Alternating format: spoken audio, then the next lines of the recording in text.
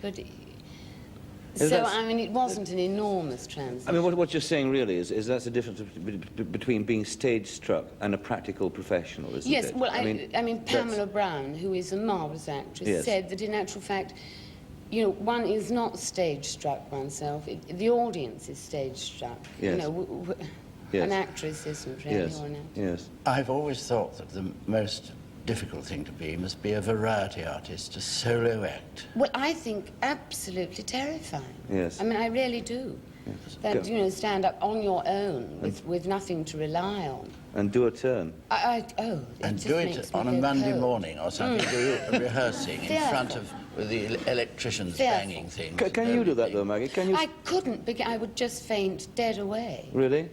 Yes, I mean, I need desperately the text and other actors. I just couldn't bear to stand there on my own. What about you, Sir John? Could you stand up and do a turn? No. No. No, it's frightening thought. The producer is between one. You are our salvation now. Yeah. The producer is another salvation. But to come in at a theatre, say Motherwell, and do an act all on your own, early in the morning, not feeling very well because you know it was coming on in the afternoon, with a bored and indifferent people connected with the front of the house there, must be terrifying. And then unless I'm told, as I've known lots of variety people, unless you can get yourself across in the first minute, you've had it. That's right. Yes. Start throwing things at you. Yeah. When you were doing... Can I... Why? Please ask a question. Please. When you were doing this... It's that kind of programme. I'm useless. I'm just absolutely superfluous to the occasion. When you were doing this acting in Oxford, did you have to... you were near variety then, weren't you? No, review. I mean, it was when I was acting in Oxford, is putting it very elaborately. I was an ASM at the Playhouse in Oxford, which involved making endless cups of tea and playing maids. You know, it was just... Actually, I auditioned for Emlyn Williams once, and he said, "What have you played?" And I said, "Nothing, I played maids. I haven't done anything." And he said, "Well, there are some good ones. There's the Maid of Orleans." And I said, "Well, I haven't played that." I'm desperate. I didn't get the part either. No. I remember Richard Attenborough telling me a story once about Olivier doing a What a Lovely War, it was, in fact. And he couldn't get his hair right. No, but really, and he spent days and days, and eventually he got the hair right, the look, and then he had the character. Which seems quite extraordinary.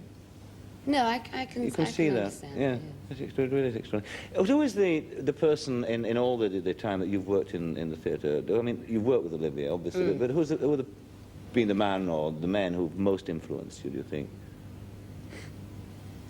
Influenced me? I think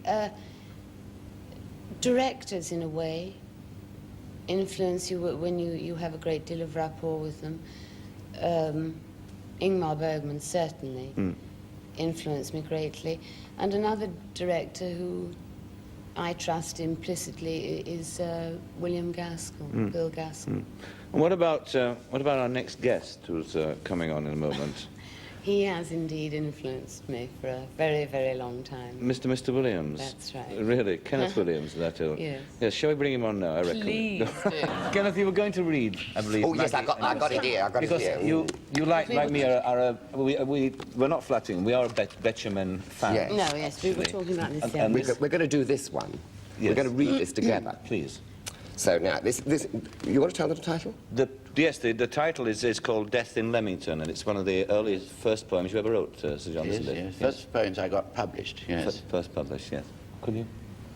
She died in the upstairs bedroom by the light of the evening star that shone through the plate glass window from over Leamington Spa. Beside her, the lonely crochet lay patiently and unstirred, but the fingers that would have worked it were dead as the spoken word. And Nurse came in with the tea things, breast high mid the stands and chairs. But Nurse was alone with her own little soul, and the things were alone with theirs. She bolted the big ground window. She let the blinds unroll. She set a match to the mantel. She covered the fire with coal. And tea, she said in a tiny voice. Wake up, It's nearly 5. Oh, chintzy, chintzy cheeriness, half dead and half alive. Do you know that the stucco is peeling? Do you know that the heart will stop? From those yellow Italianate arches, do you hear the plaster drop?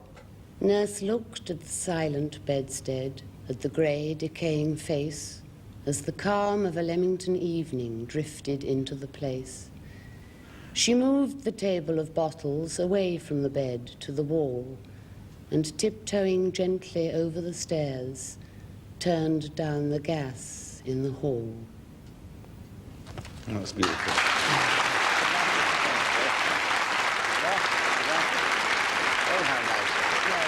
Thank you very much indeed. You enjoyed that, did you? That's a lovely I'd like to poem. kiss Thank you. you. Softly. Well, I've so much